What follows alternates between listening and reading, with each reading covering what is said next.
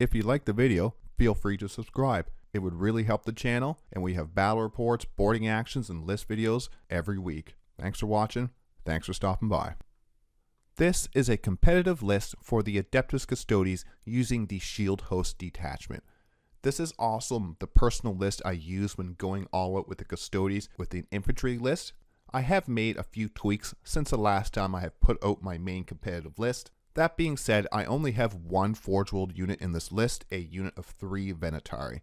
I will go over the list, then a breakdown of each unit and how the Shield Host detachment benefits each unit. Finally, a rough game plan of how I want to use this list during a game. Now let's go through the Adeptus Custodes Army Rule and the Shield Host Detachment Rule.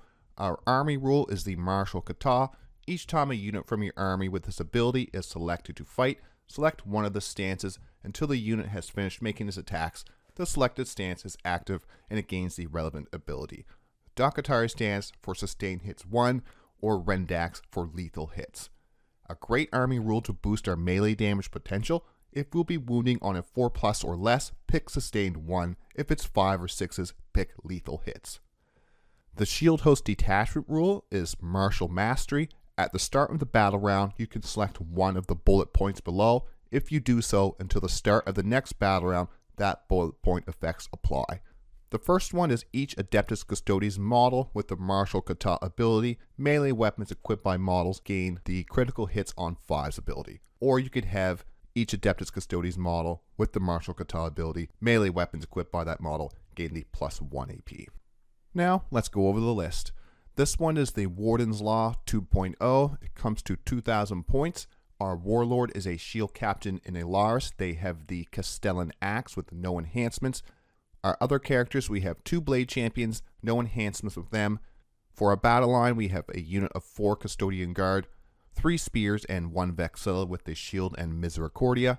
For our other data sheets, we have 5 Allarus Custodians with Castellan Axes, and they're going to be joined with the Shield Captain. Then we have 2 units of 5 Wardens, both with 5 Spears in the Vexilla, and they will be joining the Bladechampions. Then we have a unit of Venatari with the Venatari Lances, 3 units of 4 Witchseekers, a unit of 4 Prosecutors, and then our allied units, we have the Callidus Assassin, Inquisitor Draxus to join into those Custodian Guard, and then finally, new to the list, a Subductor Squad. There is no enhancements in this list, but I do want to touch on the 6 Shield Host stratagems that we'll be using for this list. The first one is Arcane Genetic Alchemy for 1 CP. It is in any phase after mortal wounds have been allocated to an Adeptus Custodes model. For 1 CP, it is a feel no pain against mortal wounds. And Arcane Genetic Alchemy is one of the best stratagems we have for the Shield Host. Next is Archaeotech Munitions in the shooting phase. You can give 1 Adeptus Custodes unit either lethal hits or sustained hits 1 in the shooting phase with their ranged weapons. Avenge the Fallen. This one is very situational. At the start of the fight phase, 1 Adeptus Custodes unit from your army that is below starting strength. Until the end of the phase, add 1 to the attack characteristic of melee weapons equipped by models in that unit. If that unit is below half strength, until the end of the phase, add 2 to the attack characteristics of those melee weapons instead. Very situational, could be used on the Bladechampions unit just to get a few more extra attacks with that Bladechampion. And this is another key one, multi-potentiality for 1 CP in your movement phase. 1 Adeptus Custodes unit from your army is able to fall back, shoot, and charge. Fall back and charge, great to have for the Custodes. Next is Unwavering Sentinels, and this is a defensive stratagem. In the fight phase, 1 Adeptus Custodes infantry from your army that is on an objective marker that we control, -1 to the hit roll of melee attacks. This next stratagem I like quite a bit, Vigilance Eternal for 1 CP in the movement phase, 1 Adeptus Custodes battle line, so that is a Custodian Guard since that is the only battle line we have. You can sticky an objective marker, which is great for us since we do usually have a low unit count in our lists. And that's the stratagems. Onto the unit breakdown.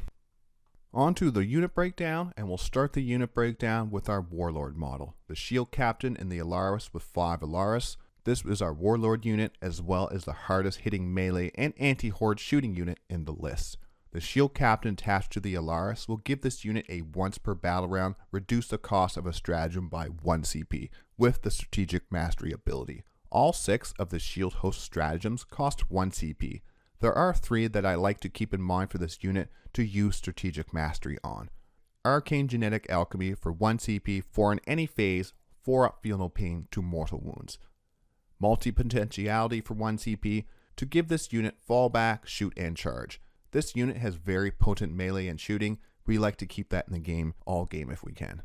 Archaeotech Munitions for 1 CP to give this unit's 66 with Blast, Hit on 2s, Strength 4, AP 1, Damage 1, and the 12 shots of Hit on 2s, Strength 4, AP 1, Damage 2, Sustained Hits 1 or Lethal Hits. So that is a lot of firepower that could get even better with the Sustained Hits or Lethal Hits. This gives them anti-anything shooting. Any of those 3 stratagems could be reduced to 0 CP with strategic mastery. It just depends on the battle round and what's going on of which one you want to use it on. I chose the Castellan Axes because we can get them up to AP 2 with the Shield Host Detachment Rule. They are much less affected by -1 damage or half damage, taking the axe from damage 3 to damage 2. The Guardian Spears, on the other hand, go from damage 2 to damage 1, which is a huge deal when most of our army has damage 2 weapons. The Allarus Custodian's ability, Slayer of Tyrants, also allows this unit to reroll the wound roll against character, vehicle, and monster units. This is either in ranged or melee. This is what makes this unit so dangerous to the opponent's most important units, since they will most likely fall at one of those 3 categories. This unit will start in Deep Strike. I want to use Rapid Ingress to get this unit into a nice staging area for a charge the following turn. We want to use this unit to hunt down the toughest, most damage-dealing units in the enemy army. From Golden Light gives a once per game go back into reserves at the end of the opponent's turn. It gives us more options since we can Rapid Ingress this unit to destroy an important target. Then, at the end of one of the opponent's turns, they go back into reserves, Deep Strike down somewhere else, or even wait for another good Rapid Ingress opportunity. The Allarus Shield Captain also has the ability to reduce all incoming damage to his model only to 1. This can be useful, but it's kind of situational since you don't want to use it and have the Allarus tank all the damage, so it's more something you want to use as a last-ditch effort to keep that Shield Captain alive if you're down to that 1 model. On to our 2 Blade Champions with the Wardens. These 2 units will be used as objective holders, at least until we can stick it with the Draxus Guard unit. These will be the toughest units in our list. The Wardens have a once per game 4-up Feel No Pain ability, Living Fortress. They also have Resolute Will. While a character is leading the unit, when enemy attacks the unit, if the strength is higher than the toughness of the Warden's toughness 6, -1 to the wound roll. Both of these units will have a once per game advance and charge from the Blade Champion, as well as an all-game re-roll the charge roll. They do not hit as hard as the Custodian Guard or the Allarus, with no rerolls built into the datasheets, but the Shield Host Detachment Rule, Martial Mastery, will give the Wardens some extra punch in melee. Multi-Potentiality for 1 CP can be used to allow one of these units to fall back, shoot, and charge. On Wavering Sentinels for 1 CP for -1 to the hit roll in melee. Arcane Genetic Alchemy for 1 CP is fantastic for protecting this unit from mortal wounds, since we can wait until the mortal wounds have been allocated to use this stratagem. It is in any phase, but only once per phase. Do not waste this on 2 allocated mortal wounds when there are still even more potential mortal wounds to come. A very tough unit, especially with the 4-up Feel No Pain and the Living Fortress for the -1 to the wound. The 2 Blade Champions are also one of the only ways to inflict devastating wounds with this list, with their devastating wounds profile Victus weapons. 5 attacks, strength 6, AP 3, damage 3, with devastating wounds on 6s. So these can really pump out some damage with some spiked rolls. And that will also help the damage potential of these Wardens units. And if you've watched my channel before, you know Draxus is going to be in the list. Let's go over Draxus a little bit. She does have 2 abilities that really does help this list some, especially Psychic Veil. In your command phase, the Psyker can use this ability. If it does, roll 1d6. On a 1, the Psyker's unit suffers d3 mortal wounds. On a 2+, until the start of the next command phase, this Psyker's unit can only be selected as a target of range attacks if the attacking model is within 18 inches. So it's an 18-inch lone op. This can be very useful depending on the map and the opponent. If we can get her on an objective far away from the enemy deployment, it can be very hard to shoot her off that objective. I don't like having her guard the home objective unless I need to. The other ability is Xenos Hunter, and this can really help her shooting into Xenos armies. And all it does is simply add +1 to the hit roll if you're attacking anything other than Imperium or Chaos units. My auto-include unit for most of my lists. This unit is an anti-infantry nightmare. Draxus plus Custodian Guard is one, if not the best combination for carry a Draxus in all of 10th edition. The Custodian Guard have two abilities that make Draxus shine.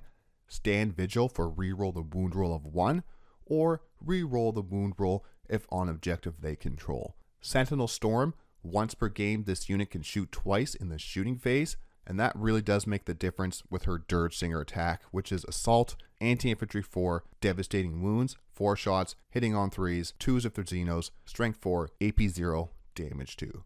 It is that Anti-Infantry 4 that really makes her devastating. She also has the Psychic attack, which is Sustain hits 2, 6 shots, hitting on 3s, Strength 6, AP 0, Damage 2. Both of them have a 18-inch range. When we combine all of these things together, we get a unit that is made to kill infantry units. We want to be shooting this unit when they are on objective they control. This brings up the anti-infantry potential by so much, allowing us to reroll any of her Dirge Singer wounds to fish for those devastating wounds. Then if we need to, we can shoot twice once per game, allowing her to shoot both of those ranged attack profiles again. This can rip apart all but the most powerful infantry units. Then if we need to, we can charge, and we have Custodian Guard in the unit to do a decent amount of melee damage. On to the Venatari. Only a 3-man unit with the Venatari Lances. This will be one of our deep strike threats. Their swooping dive ability giving the unit a free use of rapid ingress. A great unit to steal the enemy home objective, or putting pressure on an enemy unit holding an objective. Movement 10 with the fly and infantry keyword gives this unit a lot of potential movement, making it much easier to get to the target after a rapid ingress. They also have the fallback, shoot and charge ability baked right into their data sheet with the strike from the skies ability. The unit will have 15 melee attacks, hitting on 2s, strength 7, AP 2, damage 2 with the lance ability for +1 to wound. With the army and detachment rule, the unit can have sustained 1 or lethals on 5s, or bring the Venatari lances up to AP 3. Arcane Genetic Alchemy is the only stratagem I would consider using, since they already have a fallback, shoot and charge built right in. Next up are 3 units of Witchseekers. These 3 units we will use to gain early board control with their 6-inch scout move. We can use these units to pressure objectives early without having to put our big Custodes infantry in danger. Turn 1 will be a staging turn. 3 Witchseeker units make a fantastic screen for fast melee opponents.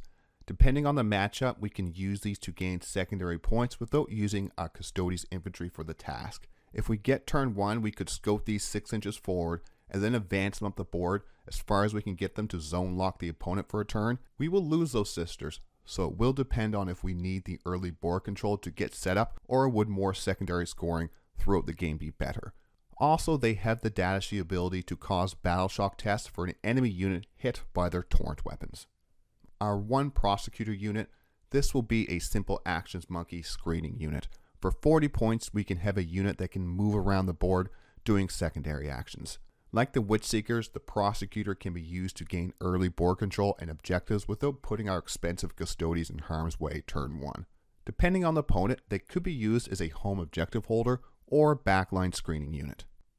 Next, we have some more allied units. The first is the Callidus Assassin. I think the Callidus is still the best assassin for the Custodes, even more so with the new points. The Evisor does have some big turn 1 charge threat, but melee damage is not something the Adeptus Custodes lack. She can now fall back out of combat at the end of the opponent's turn. Her up and down ability is still fantastic for scoring secondary points.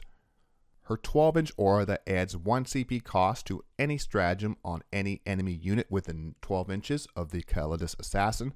We can use her to help our army be aggressive, especially when the opponent only has 1 CP.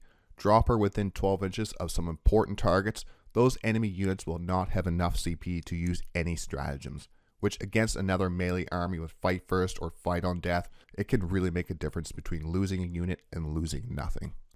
And then new to the list, the Subductor Squad. This is another new addition to my list. This unit will be either my home objective holder or a unit I use to hold onto an objective I am not willing to put my Wardens on yet. The Subductor Squad for 85 points is quite a bit more expensive than a MSU Psychona unit's 40 points. This unit does bring some fantastic utility to the list. This unit has 11 models, 10 Subductors, and a K9. The unit does not have amazing shooting or melee. It does have a 4-up fight on death in melee, but the real power comes from a 4-up invulnerable save. With 11 units with a 4-up invulnerable save, we can string these out in our backfield to screen and hold our home objective, unless the enemy has long-range shooting that is great at killing toughness 3 1-wound models with a 4-up invulnerable save. We will have a hidden smile on our face while they waste their Custodians killing high damage shooting into this unit. Shooting it with big 2 to 4 shot guns like las cannons would take all game to kill this unit, and I would personally love for them to shoot las cannons at this unit instead of my Wardens or my Draxus unit. I did make a rough game plan for this list. It's not set in stone, things change in the game, but this is roughly what I want to try to do with this list. This list is made to get points. We have 3 Witchseeker units to scout and possibly advance up the board turn 1 to get early mid-board control. The Callidus Assassin and the Venatari are great for secondary scoring along with the Psychona units.